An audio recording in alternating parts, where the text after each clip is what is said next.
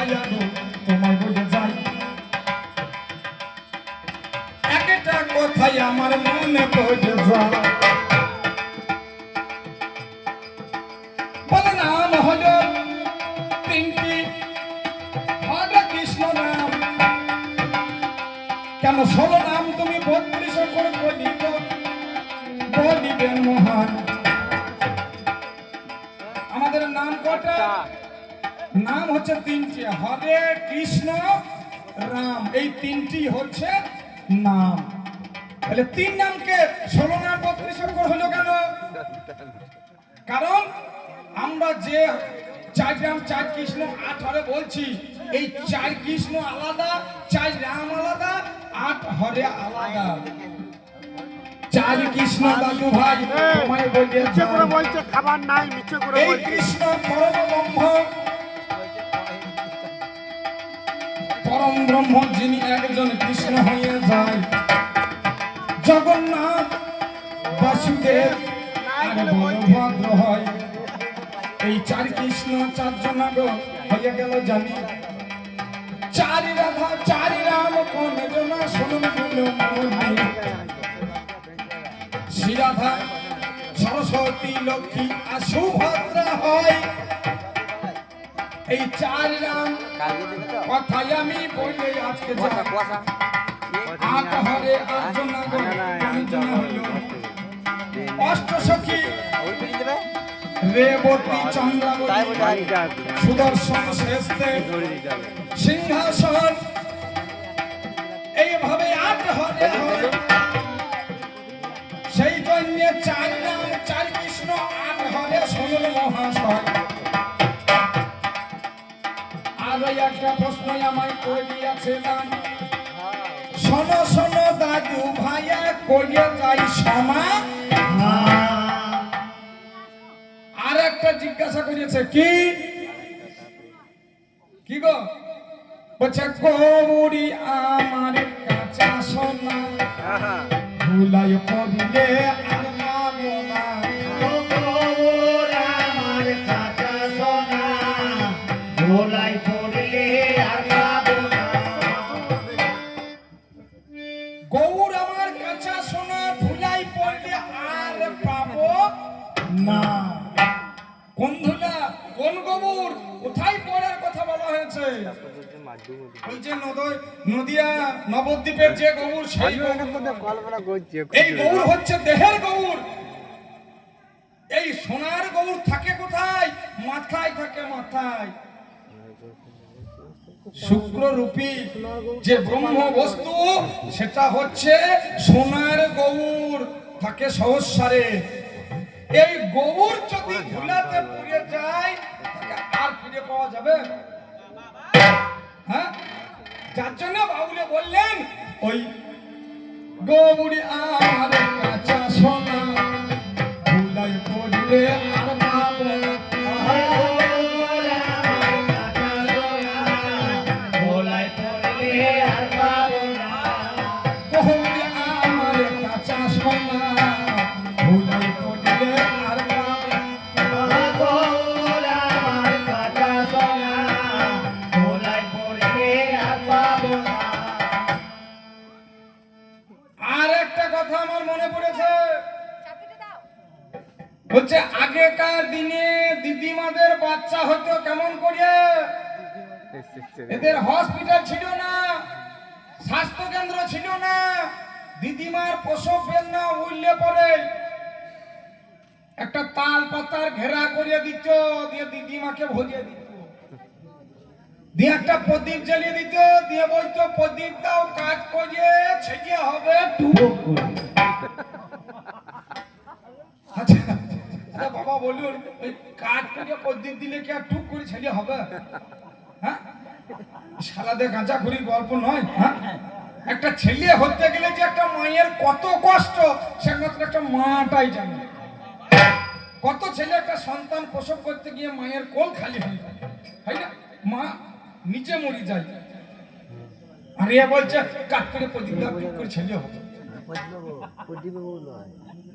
তাই কোনদিন হয় গো? আমাদের স্বাস্থ্য কেন্দ্র আছে, হসপিটাল আছে, ছেলে যেই পেটে চলে এলো মাসে মাসে চেক আপ করবে। যদি কিছু প্রয়োজন মনে করে ছেলে বাইপাস করে ছেলেকে বাইর করে নেবে, যেটা এদের যুগে ছিল না। দাদু ভাই তুমি চিন্তা করে দেখো, ওই যুগটাই আমারই উন্নত যুগ গো। আচ্ছা এই লাইট কে করেছে? মানিক গড়াই। এই মাইক কে করেছে? হ্যাঁ, ওকে ডেকে নিয়ে আসুন, মাইক বন্ধ করে দেন, খালি গলায় গান করুন। দেখি ওর কত গলার জোর আছে, খালি গলায় গান করিয়া এত লোককে কানে পৌঁছিয়ে দেয়। পাইবে? যুগটা আমরা নতুন করেছি, নতুন ভাবে সাজিয়ে দিয়েছি, কত সুন্দর লাইট মাইক চলছে। এটা আগেকার দিনে ছিল না। আগেকার দিনে এসে একটা হেডসাক লাইট জ্বালিয়ে দিত, দুদিকে দুটো মাইক ছিল না। আর এরা সেই চেঁচিয়ে আগেকার দিনে শিল্পী অকালে মরতো না। খালি গলায় যদি চেঁচাই সে বাঁচবে কদিন? হ্যাঁ, দিয়ে এরা পেট্রো ছিল খুব, তো এক পেট করে একদম সেই চক ভাত খেয়ে। আর আমাদের যুগে উন্নত মেশিন, উন্নত মাইক, উন্নত লাইট। যেমন আমাদের রোগ আছে, ঠিক সেই রকম রোগের আমাদের ওষুধ আছে। রোগ হোক কেন, গ্যাস হোক কোনো ক্ষতি নাই, গ্যাসের ট্যাবলেট খাবো। জ্বর হোক কোনো ক্ষতি নাই, জ্বরের ট্যাবলেট খাবো। হ্যাঁ, আর বলছে এদের বর্তমানে যুগে বাবার কথা শোনে না, মায়ের কথা শোনে না, বইয়ের কথা শোনে না। আচ্ছা বলুন, আমার যুগে ছেলেরা বইয়ের কথা শোনে না সে যুগে দাদুরা বইয়ের কথা শুনে চলতো? কোনটা? আমার যুগে নয়। আমার যুগে ছেলেরা আছে মাকে প্রণাম করে, বাবাকে প্রণাম করে। কিন্তু এদের যুগে ছেলেরা এরা বইয়ের কথাতে চলতো, বউ যা বলতো তাই করতো। যদি বলতো এইখানে চাপ করতে, এইখানে করতো। কারণ ওরে একদিন সীতা দেবী কি কর্ম করিল, বনে যেদিন আমার সীতা দেবী গিয়েছিল, সঙ্গে রামচন্দ্র সুমন মহাশয় আর লক্ষণ ছিল, আমার কথা নয়ন নাই। একদিন সোনার একটা হরিণ দেখতে পাই, রামচন্দ্রকে বলছে সীতা দেবী হরিণ ধরে আনো নাই। সীতা বলছে রামচন্দ্রকে যে সোনার হরিণটা আমাকে ধরিয়ে এনে দাও। রামচন্দ্র বলছে আমি তোমাকে ছেড়ে যাবো না। বলছে না, তোমাকে হরিণটা ধরিয়ে এনে দিতেই হবে। আসলে মেয়ে মুখ, মেয়ের কথা দিয়ে চলবে। মেয়ের কথা শুনে সেদিন হরিণ ধরতে যায়। আচ্ছা বাবা বলুন, সোনার কোনোদিন কি হরিণ মোটেও হয়? সোনার হরিণ হয়? হবে না। তাহলে গেল কেন? ওই যে বউ বলেছে যেতে হবে। ওরে বইয়ের কথা শুনে সেদিন হরিণ ধরতে গেল, এইদিকে চিৎকার শব্দ শুনতে পেল।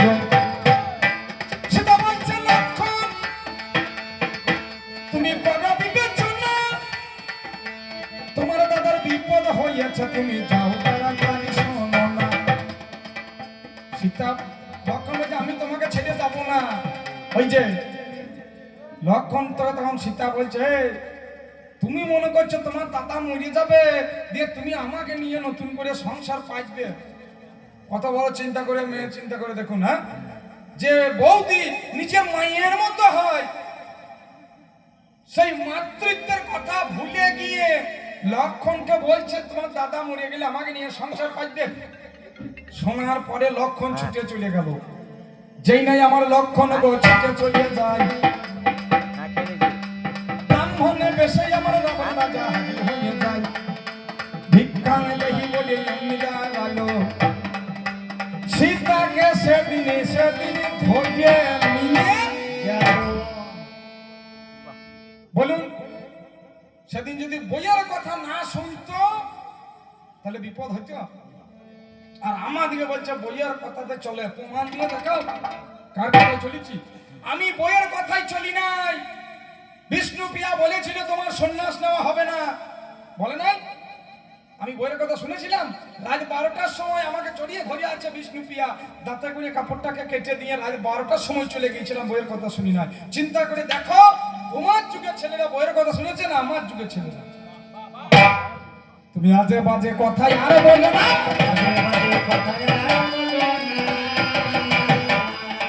তুমি আমার কাছে শুনে চলো।